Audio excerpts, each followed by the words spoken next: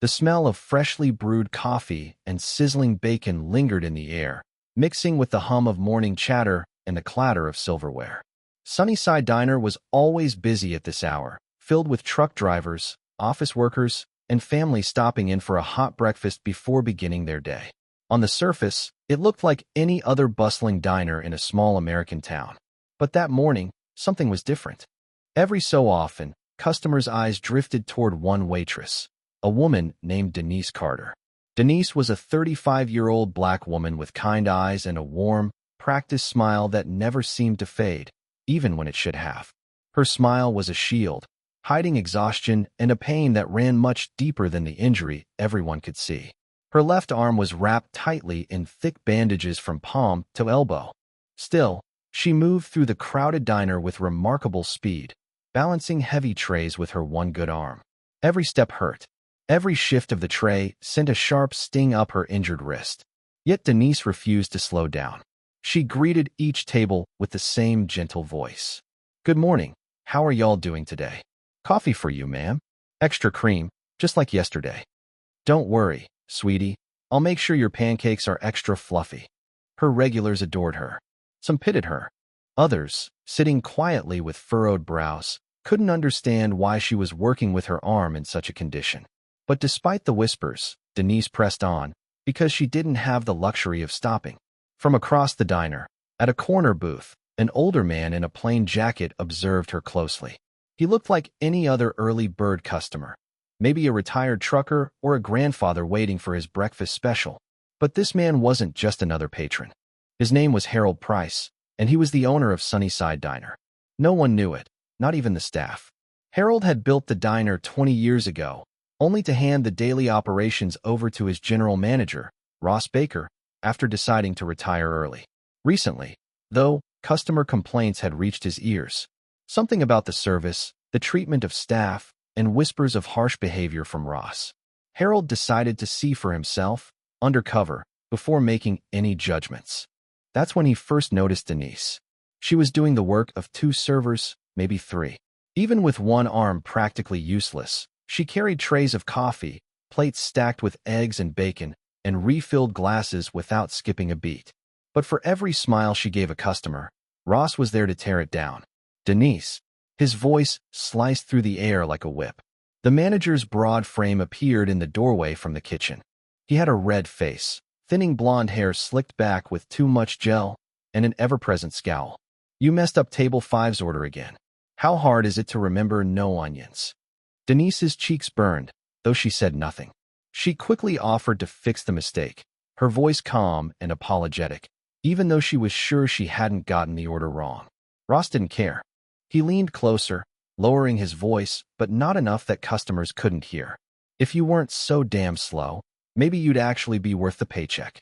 A couple sitting nearby exchanged glances, clearly uncomfortable. A man in a business suit muttered, "That's uncalled for," under his breath. But no one intervened. Ross walked off, muttering something about standards and dead weight. Harold's eyes narrowed. He had been watching Ross closely for weeks, but this was the first time he had witnessed such blatant cruelty. Something about the way Denise shrank under Ross's words unsettled him. It wasn't just a manager scolding an employee, it was personal. Denise, meanwhile, returned to her tables with her smile intact, as if nothing had happened. She refilled coffee cups, wrote down new orders, and kept moving despite the growing ache in her bandaged arm. Every so often, Harold noticed her rubbing her wrist when she thought no one was watching, her eyes clouding with a pain she refused to admit. Why was she still working? With that kind of injury, any reasonable person would have taken medical leave. Was it money? Was Ross refusing to give her time off? Harold made a mental note. He needed answers.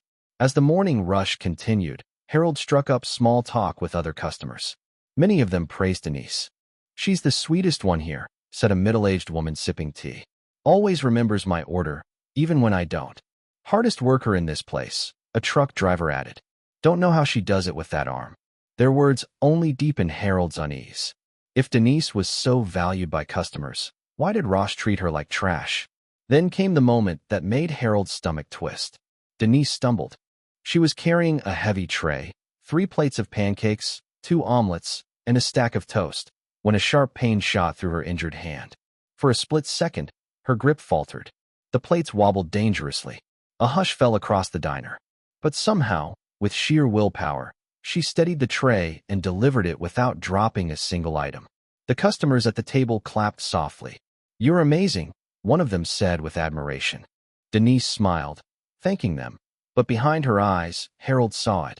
Exhaustion, fear, and something darker. Ross, however, wasn't impressed. "Stop showing off," he barked, loud enough for the whole diner to hear. "If you drop those plates, it's coming out of your paycheck." That was the moment Harold knew. Something was deeply wrong here. The injury, the workload, the fear in Denise's eyes when Ross walked past. None of it added up. Harold sat back in his booth, stirring his untouched coffee. He wasn't just dealing with poor management. He was dealing with something far uglier. Something that might explain why Denise was working through unbearable pain, and why Ross seemed so intent on breaking her spirit. And Harold vowed, quietly but firmly, that he was going to find out the truth. The afternoon lull settled over Sunnyside Diner. The breakfast rush had ended, leaving behind half-empty coffee cups, crumbs of toast, and the faint smell of grease clinging to the air.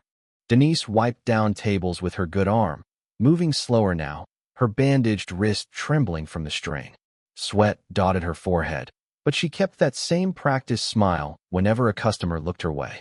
Harold, still seated in the corner booth, hadn't left.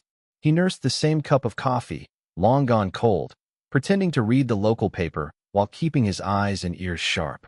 His instincts told him the truth was hiding in plain sight, and patience was the key to uncovering it.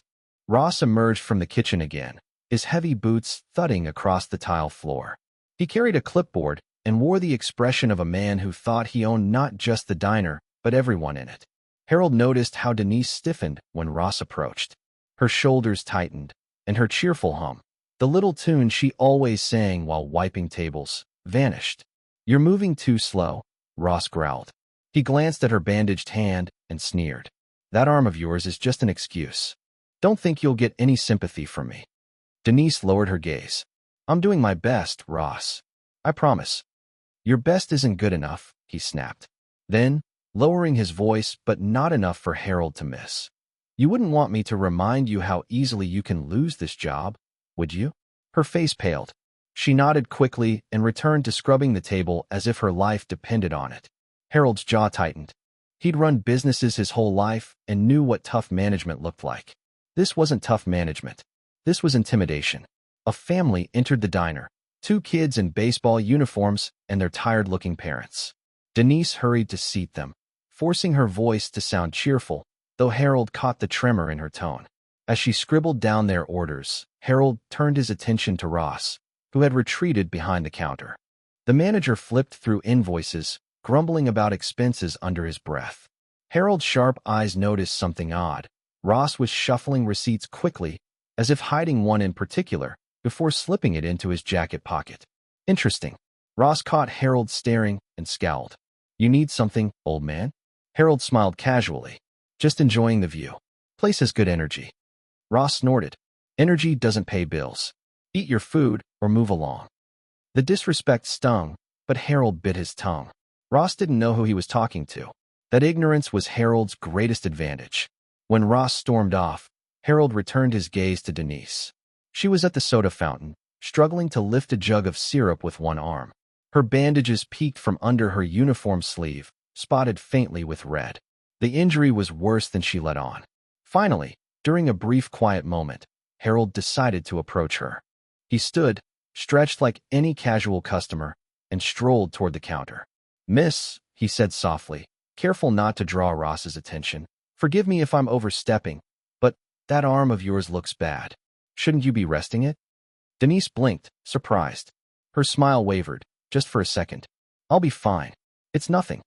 "Doesn't look like nothing," Harold replied. "I've seen people push through injuries before.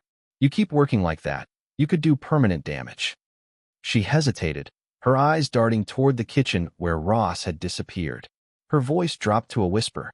"Please, don't say anything. If Ross hears you, it'll just make things worse." Harold frowned. "Worse? He shouldn't be treating you like that at all." Denise's lips trembled. She forced a smile, but it didn't reach her eyes. Thank you for your concern, sir. Really, but I need this job. I can't afford to make him angry. Before Harold could respond, Ross's voice boomed from the kitchen. Denise, quit standing around chatting. You think this is social hour? Denise jumped, nearly dropping the notepad in her good hand. She gave Harold a quick, apologetic look before hurrying back to work. Harold sat back down, his mind racing. Denise's fear was unmistakable. Something deeper bound her to this diner, something beyond a paycheck. And Ross was exploiting it. Later that day, Harold slipped into the restroom, pulling out a small notebook from his jacket. He jotted down his observations. Denise injured, still forced to work. Ross hostile, verbally abusive. Possible intimidation beyond workplace issues. Suspicious behavior with receipts. As he wrote, a memory tugged at him. A conversation with one of the suppliers weeks ago. The man had mentioned irregularities in the diner's orders. At the time, Harold brushed it off. But now, watching Ross pocket invoices, he wasn't so sure. When Harold returned to his booth, he noticed Denise limping slightly. Not from her arm, from her leg. It was subtle, but unmistakable. She tried to mask it by walking slower, pretending to balance trays carefully. Harold's stomach churned. That wasn't the walk of someone with a minor accident. That was someone covering up repeated injuries. The rest of the shift dragged on. Customers left, the lights dimmed, and staff began cleaning up. Denise stayed behind, scrubbing the counter until her arm shook violently. Ross approached again, his voice low but venomous. Don't think you can slack just because the place is empty. I don't pay you to sit on your ass. Denise flinched. Yes, Ross. Harold clenched his fists under the table. He was ready to stand, to rip off the disguise, to tell Ross exactly who he was. But he stopped himself. Not yet. He needed proof, undeniable evidence of what Ross was doing, both to Denise and to the diner itself. So instead, he left a generous tip on the table, a folded 20 under his untouched plate. As he slipped out the door, he cast one last glance at Denise.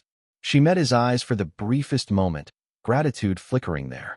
Harold stepped into the cool night air, his resolve hardening. Tomorrow, he wouldn't just watch. He would dig deeper, and he would uncover what Ross was hiding. Because Denise wasn't just a waitress with a broken hand. She was the key to exposing something far darker, and Harold intended to bring it all to light. The next morning, the diner buzzed with its usual rhythm. The hiss of the grill, the clink of silverware, the low murmur of conversations. But Harold wasn't there just for bacon and coffee anymore. He had returned with purpose, carrying the weight of his suspicions and the sharpness of his instincts. He slipped into the same corner booth, unnoticed by most, but not by Denise. She caught his eye briefly as she hurried between tables, balancing plates with her one good arm. There was exhaustion in her face, but also something else, a fragile hope, as if she had clung to the kindness of his words from yesterday like a lifeline. Ross, however, noticed Harold too. His gaze narrowed. The manager didn't like patterns he couldn't control, and a stranger who lingered 2 days in a row was exactly that, unpredictable. Harold welcomed the suspicion. He wanted Ross on edge. From his booth, Harold observed. Ross handled deliveries that morning, 2 crates of supplies brought in by a truck driver. Harold's sharp eyes picked up every detail. Ross signed the invoice quickly, tore off the top sheet, and stuffed it into his jacket pocket before anyone else could see. The bottom copy, the one handed back to the driver, was different. Harold had dealt with enough shady business practices to recognize fraud when he saw it. Ross wasn't just mistreating staff. He was stealing, bleeding the diner dry while covering his tracks. But there was more. Harold's gaze returned to Denise. Every movement betrayed pain. When she reached for coffee mugs on the top shelf, her sleeve slipped down just enough for Harold to catch a glimpse of bruises, not from one accident, but layered, old and new, fading yellow mixed with angry purple. His chest tightened. This wasn't just workplace abuse. This was something darker. When the morning rush thinned, Harold made his move. He rose from his booth and approached the counter where Denise was refilling salt shakers. You shouldn't keep pushing yourself like this, he said softly. She froze, glanced at Ross's office door, then whispered, Please, don't draw attention. He'll see you talking to me. I'm not afraid of him, Harold replied firmly. And you shouldn't be either. Denise's hand trembled. You don't understand. He has control. Over everything. My job, my rent, even, she stopped herself, biting her lip hard, as if the rest of the words could cost her dearly. Before Harold could press further, Ross emerged from the office, his heavy steps echoing. "What's going on here?" Harold turned, wearing the same disarming smile. "Just complimenting the service. She's a hard worker." Ross's eyes narrowed. "You again. You've got too much time on your hands, old man." Harold's voice dropped, low and calm. "And you've got too much to hide." The words struck a nerve. Ross's face darkened, but he forced a laugh. "Careful. You don't know who you're messing with." Harold leaned closer, his eyes steel. "Neither do you." The tension thickened until a customer called for a check, breaking the moment. Ross shoved past Harold, muttering under his breath, and stalked to the register. Denise exhaled shakily, her eyes wide. Later that afternoon, Harold followed Ross outside during a smoke break. The manager leaned against the dumpster, phone pressed to his ear. Harold lingered by the corner, just close enough to catch fragments of the conversation. "Told you, the books are clean. Nobody's asking questions. Just keep the shipments coming." "No, she won't talk. She knows what'll happen if she does." The call ended with a sharp click. Ross flicked his cigarette into the trash and stomped back inside. Harold's fists clenched. That confirmed it. Ross was tied up in something bigger than skimming receipts. And Denise, she was the one silenced witness, trapped in his grip. That evening, as the diner emptied, Harold made his decision. He couldn't wait any longer. When Ross disappeared into the back, Harold approached Denise one last time. He pulled a small business card from his wallet and slid it onto the counter. "You don't know me yet," Harold said quietly, "but you should. My name isn't just Harold. It's Harold Kenton. I own this diner, and I've been watching long enough." Denise's eyes widened, disbelief flickering into tears. "You what?" "I let Ross run this place while I focused on other ventures," Harold continued. "I trusted him, but trust doesn't blind me forever. Now I see exactly what he's been doing, to the diner and to you." Her lips trembled. "You don't understand. If he finds out you know." "He already knows," Harold interrupted. His voice hardened. "And tonight, he answers for it." As if on cue, Ross stormed out of the office, his face red with rage. "What's this? Whispering secrets. You think you can undermine me, you pathetic?" "Enough." Harold's voice cut through the diner like a blade. He straightened, shedding the disguise of a weary old man in the corner booth. His presence filled the room with authority, the kind that comes from power, from ownership, from truth. "I'm done watching you bleed this place dry," Harold said. "And I'm done watching you break her spirit. You're finished, Ross." Ross froze, confusion flickering into panic. You're lying. You're nobody." Denise's gaze darted between them, hope and fear warring inside her. Harold stepped closer, calm but unyielding. "I built this diner from the ground up. Every chair, every brick, every cup of coffee. And I won't let a coward like you poison it any longer." Ross's face twisted, his voice rising. "You can't prove anything." But Harold only smiled coldly. "You'd be surprised what I can prove." At that moment, the sound of footsteps echoed. Two men in suits entered the diner, flashing badges. Federal investigators. Harold had made calls the night before. Ross's face drained of color. Denise gasped, her hand flying to her mouth. The officers approached. "Ross Dalton, you're under investigation for fraud, embezzlement, and workplace violations. You'll need to come with us." Ross sputtered, backing away. "This is a setup. He's lying." But Harold didn't move. He simply watched as the officers closed in, his arms folded, his expression unreadable. As Ross was let out in handcuffs, Denise collapsed into a chair, her whole body shaking. She looked up at Harold with tears in her eyes. You saved me." Harold shook his head gently. "No, you saved yourself. You kept going, even when you were broken. I just made sure the truth came out." The diner was silent now, the storm having passed. Denise sat in stunned relief. Harold stood tall, the mask of the observer gone. He wasn't just an old man sipping coffee in the corner. He was the silent owner, the protector, the one who had returned to bring light into the shadows. And this was only the beginning.